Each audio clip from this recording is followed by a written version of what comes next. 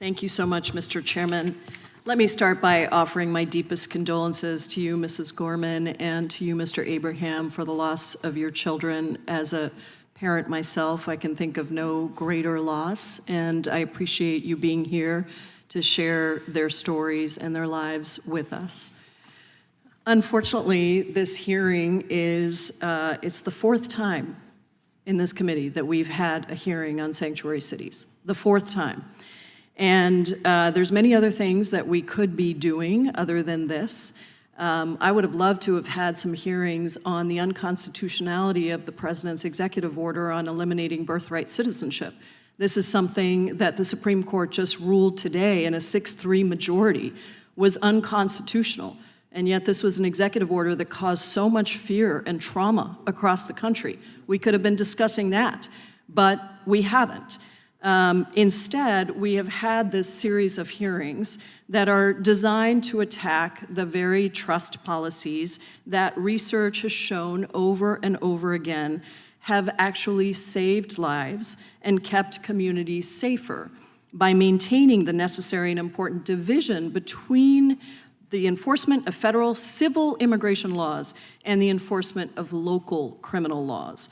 This division ensures that people don't fear law enforcement who try to enforce immigration law, and that community members will actually come forward and be witnesses in these prosecutions to report crimes when they happen.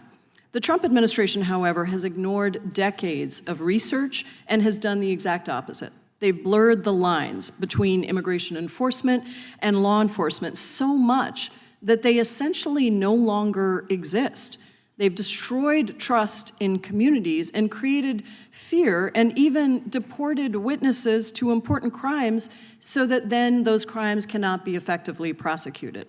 On top of that, the Trump administration has diverted over 28,000 officers from their critical law enforcement activities to work on immigration enforcement instead. This has led to non-immigration criminal prosecutions falling to their lowest point in decades. Gun prosecutions have fallen more than 10%. Investigators worked 33% fewer hours on child exploitation cases. Nearly 1 in every 5 FBI agents has been reassigned to arrest immigrants instead of conducting complex criminal investigations of corruption, espionage, terrorism, cyber attacks, and transnational gangs, all things that are necessary to keep Americans safe.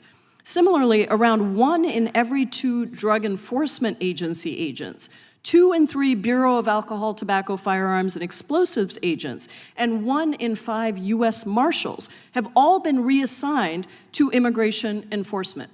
From within ICE, thousands of Homeland Security investigations, HSI agents, are focused on immigration enforcement instead of their stated mission of combating transnational crimes such as drug and weapons smuggling, child exploitation, and human trafficking.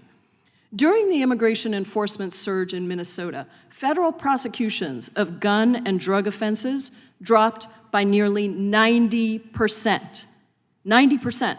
DHS's former chief of staff says that as a result of all of this, our government is, quote, asleep at the wheel and less prepared to stop terrorist attacks than at any point since 9/11. For what?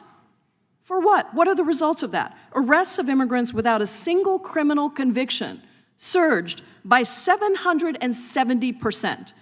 And these immigrants of all immigration statuses get locked up or deported or disappeared at tremendous cost to you, the taxpayers, and to the traumatized communities that are left behind. That's not a public safety agenda. That's a public safety disaster. So let's just remind people about what this immigration enforcement strategy of this administration has led to. Under Donald Trump, ICE doubled in size. Instead of funding Americans' health care or housing or childcare, Republicans poured over $210 billion into ICE and CBP. DHS officers killed 2 U.S. citizens in cold blood in Minnesota. Have we had a hearing on that? No, we haven't. They beat and detained countless U.S. citizens for exercising First Amendment rights and broke down doors without a warrant in violation of the Fourth Amendment. ICE has imprisoned 400,000 people just in the interior of this country since Trump came in. Parents, children, military veterans, U.S. citizens, people on valid visas, and people who have never committed a single crime. The private prison companies who incarcerate these people get massive profits. They turn around and then contribute to Republicans and Trump's campaigns while maintaining the most horrific conditions inside the prisons that have led to a record 51 deaths in ICE detention just since President Trump took office. So what does all this do for Americans? It hurts them. Their communities get torn apart, their kids lose friends, their businesses suffer from lack of workers, and guess what? Americans actually lose jobs due to harsh immigration enforcement. The Brookings Institution looked at increased ICE enforcement in 86 metro areas in red and blue states and found that up to 297,000 American-born workers have lost their jobs as a result of ICE's increased enforcement. That all needs to stop. Our hearings should be on how public safety has been hurt thanks to this administration's policies, or on holding people who killed and detained American citizens accountable, or on the numerous times that this administration denies due process in violation of our Constitution. That is what the American people want, not more of what we're doing today. More than 60% of Americans now disapprove of Donald Trump's immigration policies. Americans want Trump and Republicans to focus on lowering grocery prices, stop giving tax breaks to billionaires while stripping health care from tens of millions of Americans. But just like Trump has insulted Americans by refusing to sign the most consequential bipartisan housing bill in a generation, calling it unimportant and a, quote, yawn, he's insulting Americans by continuing these harsh immigration policies that hurt safety and hurt opportunity for all Americans.